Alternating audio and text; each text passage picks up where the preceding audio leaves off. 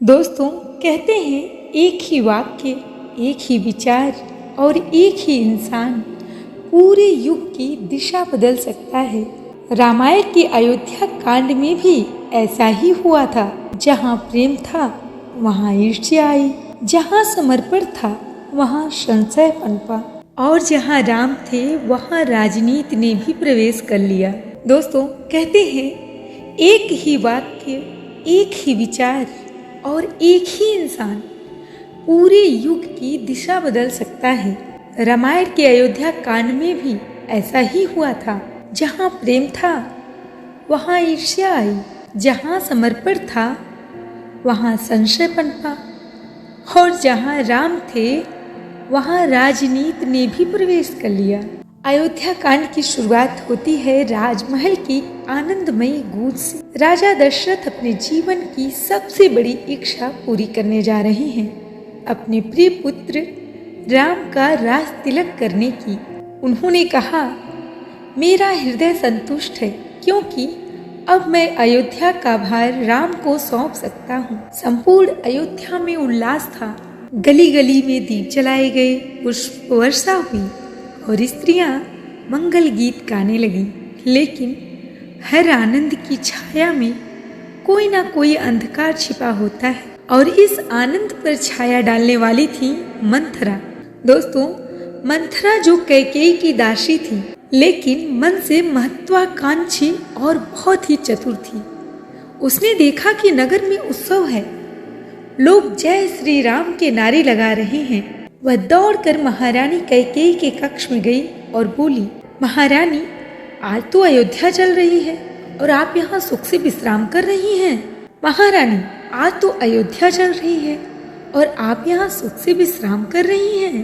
कैकेयी ने मुस्कुराकर कहा, मंथरा, ये जलना नहीं, उल्लास है। आज मेरे राम का राज तिलक है। मंथरा ने धीरे से कहा, राम का?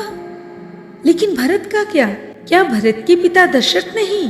क्या आपके पुत्र भरत नहीं हैं? क्या आपको नहीं दिख रहा कि ये राज तिलक राम को नहीं कौशल्या को दिया जा रहा है? आज से कौशल्या की छाया आप पर भारी पड़ जाएगी। मंथरा ने अपने शब्दों से कैकेयी के हृदय में संशय का बीज बो दिया। जो कैकेयी अब तक राम से स्नेह करती थी, दोस्तों, उसका मन अब असुरक्षा से भर गया। वह सोचने लगी, सच ही तो कह रही है मंथरा। जब राम राजा बनेंगे तो कौशल्या महारानी बनेंगी ही। फिर मेरा और मेरे पुत्र भरत का क्या होगा? मंथरा ने आग में और भी घी डालते हुए कहा, महारानी, अभी समय है। आप राजा दशरथ से अपने 2 वरदान मांग लीजिए जो उन्होंने युद्ध में आपके साहस पर दिए थे। कैकेयी ने याद किया, जब देवासुर संग्राम में उसने घायल दशरथ की रक्षा की थी, तब राजा ने कहा था, मांगो रानी, जो चाहे 2 वरदान मांग सकती हो, मैं आपको अवश्य दूंगा। अब वही कैकेयी, वही वरदान और वही राजा, लेकिन भावना बदल चुकी थी। कैकेयी तुरंत राजा दशरथ के कक्ष में गई और उन्होंने कहा, राजन, अब मैं वे 2 वरदान मांगना चाहती हूँ। राजा दशरथ तो बड़े खुश थे। उन्होंने कैकेयी की तरफ देखा और बोला, कहो रानी, क्या चाहती हैं आप? कैकेयी बोली, पहला वरदान, मेरे पुत्र भरत का राज्याभिषेक हो और दूसरा, राम 14 वर्ष के लिए वनवास को जाएं। और दोस्तों, राजा दशरथ ने जैसे ही यह सुना, उनके प्राण कांप। वे बोले, रानी, आप ये क्या कह रही हैं? राम तो मेरे प्राणों से भी बढ़कर हैं। लेकिन कैकेयी अडिग रही। और दोस्तों, वचन के मर्यादा के आगे राजा दशरथ जी विवश थे। राजा दशरथ जी का हृदय टूट चुका था और वो वहीं पर बेहोश होकर गिर गए। और दोस्तों, यही शुरू होती है कथा की नई अध्याय, राम का त्याग। जब राम जी को यह समाचार मिला, उन्होंने एक शब्द भी विरोध में नहीं कहा। उन्होंने माता कैकेयी के चरण स्पर्श किए और कहा, माँ, आपके आदेश मेरे लिए आदेश नहीं, आशीर्वाद है। राज्य नहीं, सेवा ही मेरा धर्म है। राम ने सीता और लक्ष्मण के साथ वन जाने का निर्णय लिया। सीता जी बोली, जहाँ आप हैं वहीं अयोध्या है। वन हो या महल मेरे लिए सब समान है। वन हो या महल मेरे लिए सब समान है। लक्ष्मण जी ने कहा, भैया बिना आपके ना अयोध्या अच्छी लगती है ना ये जीवन। और दोस्तों, सुबह का समय था। राम, सीता और लक्ष्मण रथ पर सवार हुए। पूरा नगर उनके पीछे पीछे रोता हुआ चला।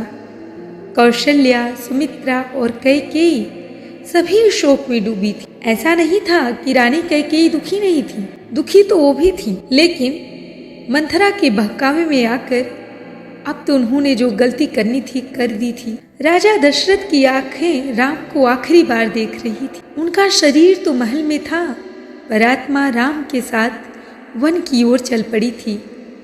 वनवास का अर्थ केवल जंगल में रहना नहीं था, वह एक परीक्षा थी, धैर्य, त्याग और धर्म की। राम ने अपने कर्म से दिखा दिया कि राजा वही नहीं जो सिंहासन पर बैठता है, राजा वह भी होता है जो अपने वचन पर अडिग रहता है। अयोध्या कांड हमें सिर्फ इतिहास नहीं सिखाता, यह हमारे जीवन की सबसे गहरी सीखें देता है। पहला, ईर्ष्या का परिणाम।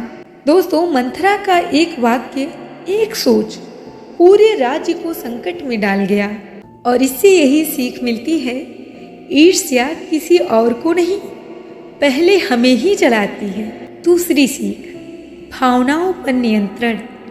दोस्तों, कैकेयी का निर्णय क्षणिक क्रोध से प्रेरित था और उस एक क्षण ने उनका जीवन बदल कर रख दिया। और इससे सीख मिलती है, निर्णय हमेशा शांति में लें, क्रोध में नहीं। तीसरी सीख, वचन की मर्यादा।